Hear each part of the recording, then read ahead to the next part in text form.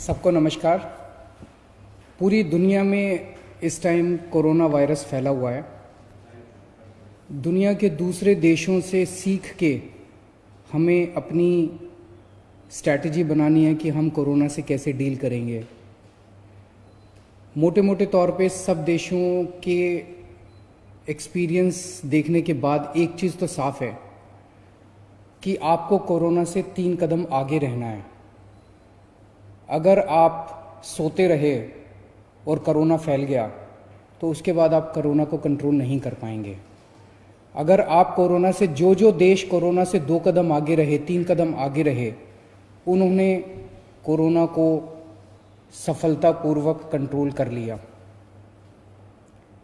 इसके लिए हम सब लोगों ने मिलके, मैंने कई एक्सपर्ट्स के साथ पिछले कुछ दिनों से मैं बात कर रहा हूँ, कई डॉक्टर्स के साथ मैं बात कर रहा हूँ, कई लोगों से बातचीत करने के बाद हमने 5 स्टेप 5 बिंदुओं का हमने प्लान बनाया है कि हम आने वाले दिनों में दिल्ली में कोरोना को कैसे नियंत्रित करेंगे। इसमें ये एक तरह से 5T है, 5T प्लान है। पहला टी है टेस्टिंग।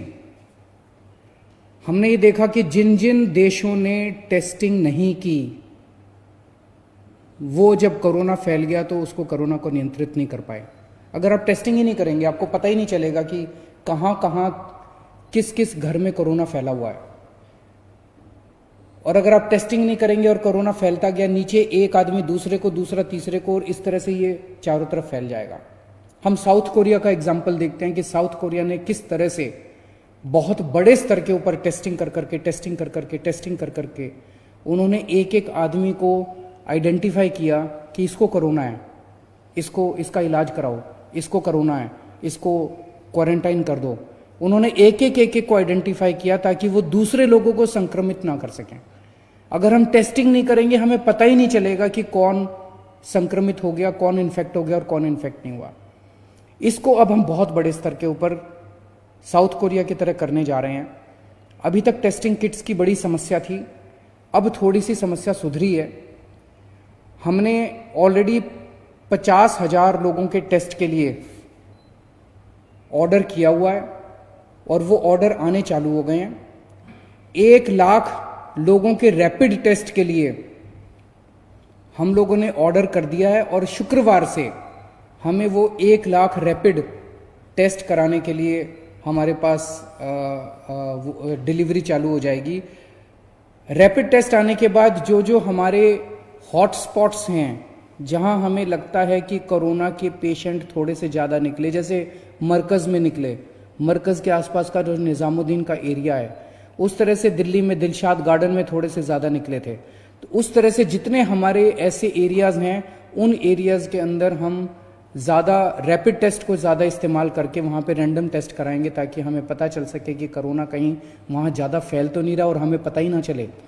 तो रैपिड टेस्ट को इस्तेमाल किया जाएगा और जो डिटेल्ड टेस्ट होते हैं उनको भी इस्तेमाल किया जाएगा। दूसरा हमारा टी है, दूसरी बिंदु है ट्रेसिंग। हमने पता कर लिया कि ये आदमी कोरोना पॉजिटिव है। अब ये व्यक्ति किस किस से मिला, 14 दिन में किस किस से मिला, उनको सबको आइडेंटिफाई करते हैं। हमारी टीम बहुत एफिशिएंट टीम है, हमारे अफसरों की, डॉक्टर्स की, वो आइडेंटिफाई करती है और उन सब लोगों को सेल्फ क्वारंटाइन में डाल दिया जाता है। उनको कहा जाता है कि आप घर से बाहर नहीं निकलोगे। ये ट्रेसिंग अभी तक दिल्ली के अंदर बहुत अच्छे स्तर के ऊपर चल रही है। अब हमने पुलिस की मदद भी लेनी चालू की है। एक आदमी पॉजिटिव निकला, उसने हमें बताया जी पिछले 14 दिन के अंदर मैं इन 100 लोगों से मिला था। हमने उन 100 लोगों को कहा कि भाई आप अब सेल्फ क्वारंटाइन में घर में 14 दिन रहोगे। अब वो 14 दिन घर में रह रहे हैं कि नहीं रह रहे, इसके लिए हम पुलिस की मदद लेते हैं। पुलिस को हमने अभी तक 27,702 लोगों के फोन नंबर दिए हैं, ये पता करने के लिए कि वो जो सेल्फ क्वारंटाइन वाले हैं वो घर में रह रहे हैं कि नहीं रह रहे। उनके फोन से पता चल जाता है कि फोन का मूवमेंट तो नहीं हो रहा, वो घर में रह रहे हैं कि नहीं रह रहे। उसके ऊपर फिर मॉनिटरिंग कर रहे हैं। इसके साथ साथ हम ये भी पता कर रहे हैं कि मरकज के जो लोग निकले थे, लगभग 2000 फोन नंबर आज हम पुलिस को देने वाले हैं कि मरकज के अंदर जितने लोग थे वो कहीं आसपास बाहर के एरिया में तो नहीं घूमे थे। अगर वो बाहर के एरिया में घूमे थे और वो कहां कहां गए थे वो पता चलेगा, तो उन एरियाज को सील कर दिया जाएगा। तो ट्रेसिंग के बेसिस पे हम सेल्फ क्वारंटाइन करेंगे, सीलिंग करेंगे और मॉनिटरिंग करेंगे कि लोग सेल्फ क्वारंटाइन फॉलो कर रहे हैं कि नहीं कर रहे। हमारा तीसरा टी है ट्रीटमेंट। जो बीमार हो जाता है फिर उसका इलाज कराना है हमें। अभी तक दिल्ली में लगभग 525 टोटल कोरोना के पॉजिटिव केस आए हैं। हमने इस टाइम ऑलरेडी लगभग 3000 बेड्स की क्षमता तैयार कर ली है। एलएनजेपी हॉस्पिटल हमने पूरी तरह से कोरोना हॉस्पिटल डिक्लेयर कर दिया। अब वहां पे कोई इलाज नहीं हो रहा है। 1500 बेड वहां पे हैं। वहां पे केवल और केवल कोरोना वालों का इलाज होगा। जीबी पंत हॉस्पिटल में 500 बेड हैं, उसको हमने कोरोना हॉस्पिटल डिक्लेयर कर दिया। वहां पे अब किसी का इलाज नहीं हो रहा है। Rajiv Gandhi super speciality hospital में 450 बेड्स हैं, उसको हमने पूरी तरह से कोरोना हॉस्पिटल डिक्लेयर कर दिया। वहां पे अब किसी का इलाज नहीं हो रहा है। तो इस तरह से 2450 बेड्स सरकारी क्षेत्र में हैं और 400 बेड्स हमने प्राइवेट हॉस्पिटल्स के अंदर कोविड डिक्लेयर कर दिए हैं। इसमें मैक्स साकेत का ई ब्लॉक पूरी तरह से कोविड डिक्लेयर कर दिया गया है, जहां पे 318 बेड्स हैं। अपोलो के 50 बेड्स कोविड डिक्लेयर कर दिए गए, वहां पे और कोई ट्रीटमेंट नहीं होगा। गंगाराम कॉलमेट के 42 बेड्स, वो अलग बिल्कुल बिल्डिंग है उनकी, उसको हमने कोरोना के लिए डिक्लेयर कर दिया, वहां और कोई ट्रीटमेंट नहीं होगा। ये सारे मिला के 2950 बेड्स बनते हैं। आज दिल्ली में 525 पेशेंट्स हैं। 2950 बेड्स हमारे कोरोना के लिए अलग से ईयरमार्क कर दिए गए हैं। तो लगभग अगर 3000 तक पेशेंट्स होते हैं तो हमारे पास हॉस्पिटल्स के अंदर बेड्स हैं। 3000 क्रॉस कर जाता है तो हम जीटीबी हॉस्पिटल को पूरी तरह से कोरोना डिक्लेयर कर देंगे। जीटीबी में हमारे पास 1500 बेड्स हैं, तो 4500 बेड्स हो जाएंगे। इस तरह से हमने प्लानिंग की है कि 3000 पेशेंट होंगे तो क्या होगा, 4000 पेशेंट होंगे तो क्या होगा, 5000 पेशेंट होंगे तो क्या होगा, 6000 पेशेंट होंगे तो किसको टेक ओवर करेंगे। इस तरह से 30,000 एक्टिव पेशेंट्स, अगर दिल्ली में 30,000 पेशेंट्स हो जाते हैं, एक्टिव पेशेंट्स ट्रीट किए हुए नहीं, कई लोग ऐसे हैं जो कि अस्पताल में आए, इलाज हो गया, ठीक हो गए और घर चले गए, वो नहीं। 30,000 एक्टिव पेशेंट्स जब दिल्ली में अगर होंगे, उसकी हमने पूरी तैयारी की है। 30,000 एक्टिव पेशेंट्स में हमारे पास 8,000 हॉस्पिटल के बेड्स होंगे। वो कौन कौन से हॉस्पिटल्स में होंगे उसकी सारी चिन्हित कर लिया गया कि इतने के बाद फिर इस हॉस्पिटल को टेक ओवर कर लेंगे, इतने के बाद इस हॉस्पिटल को टेक ओवर। 12,000 होटल के कमरे टेक ओवर किए जाएंगे। किस किस होटल को कब टेक ओवर किया जाएगा इसकी भी चिन्हित कर लिया गया है कि 8,000 पेशेंट होने के बाद इस होटल को टेक ओवर किया जाएगा, 7,000 पेशेंट होने के बाद इस होटल को टेक ओवर किया जाएगा, और 10,000 पेशेंट्स को बैंक्वेट्स और धर्मशालाओं में रुकवाया जाएगा। तो 30,000 जब हमारे पास पेशेंट्स होंगे, तो जो सबसे सीरियस पेशेंट्स होंगे, जिन पेशेंट्स को हार्ट की बीमारी या लिवर की बीमारी या कैंसर या सांस की बीमारी या डायबिटीज होगी, वो और जो 50 के ऊपर की उम्र के होंगे, इन लोगों को अस्पताल में रखा जाएगा। और जिन लोगों को माइनर सिम्टम्स होंगे, जो 50 के कम की उम्र होंगे, कोई और बीमारी नहीं होगी इस तरह के, उनको हम होटल में और धर्मशाला में आइसोलेशन में रखेंगे। लेकिन वहां भी सारी मेडिकल सुविधाएं मौजूद होंगी, वहां भी डॉक्टर्स, नर्सेस, सारी मेडिकल सुविधाएं मौजूद होंगी। लेकिन जो सीरियस किस्म के पेशेंट्स होंगे उनके लिए 8,000 बेड्स का इंतजाम किया जाएगा। कितने पेशेंट्स होने पे हमें कितने वेंटिलेटर्स की जरूरत पड़ेगी, कितने ऑक्सीजन की जरूरत पड़ेगी, इसका भी पूरा खाका तैयार है। 30,000 पेशेंट्स होने पे हमें 400 वेंटिलेटर्स की जरूरत पड़ेगी, 1200 ऑक्सीजन के बेड्स की जरूरत पड़ेगी। इनकी सबकी तैयारी की जा रही है, काफी तैयारी हो चुकी है। हमें कितने पीपी किट्स की जरूरत पड़ेगी, कितने पेशेंट्स पे, इसकी पूरी कैलकुलेशन की जा चुकी है। इस वक्त बाकी चीजों की उतनी दिक्कत नहीं है, पीपी किट्स की थोड़ी सी समस्या आ रही थी, थोड़ी सी मदद कल केंद्र सरकार से पहुंची है।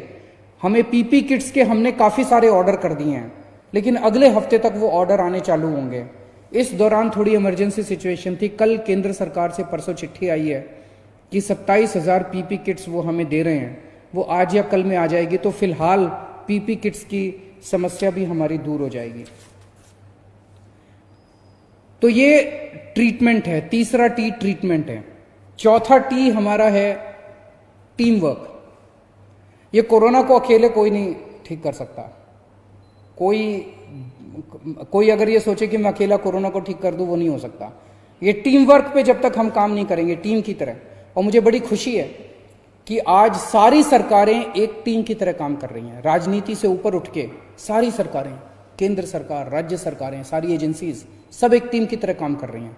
और मुझे बहुत खुशी है कि हम सब मिलकर एक टीम की तरह काम कर रहे हैं। इसमें सारी राज्य सरकारों को भी मिलकर काम करना पड़ेगा। अगर हम दिल्ली के लोग यहां बैठ के सोचें कि अपने को दिल्ली का सोचना है, महाराष्ट्र में कोई बीमार पड़ रहा है तो अपने को चिंता करने की जरूरत नहीं है, ऐसा नहीं है। महाराष्ट्र में अगर कोई बीमार है और जिस दिन लॉकडाउन खुला और वो दिल्ली आ गया तो फिर अपने दिल्ली में फैल जाएगा। दिल्ली में कोई बीमार है और कल लॉकडाउन खुलेगा, वो पश्चिम बंगाल चला गया तो वहां पे फैल जाएगा। तो अपनी सारे सरकारों को और सारे देश के लोगों को एक परिवार की तरह एकजुट होकर एक टीम की तरह काम करना पड़ेगा। और सारी राज्य सरकारों को हमें आपस में एक दूसरे से सीखना भी है। मुझे बड़ी खुशी होती है, मैं देखता हूं कि तमिलनाडु में ये हो गया, महाराष्ट्र के अंदर ये हो गया, केरला में ये हो गया, पश्चिम बंगाल में ये हो गया, राजस्थान में ये हो गया, मध्य प्रदेश में उन्होंने ये अच्छा काम किया। हमें एक दूसरे से सीख के एक टीम की तरह काम करना है। डॉक्टर्स और नर्सेस हमारी इस टीम का, हमारे इस परिवार का अहम हिस्सा हैं। किसी भी हालत में हमें उन्हें बचाना है। वो हमारे सबसे बड़े सिपाही हैं। वो हमारी इस टीम का सबसे, उनके परिवार का हमें ख्याल रखना है।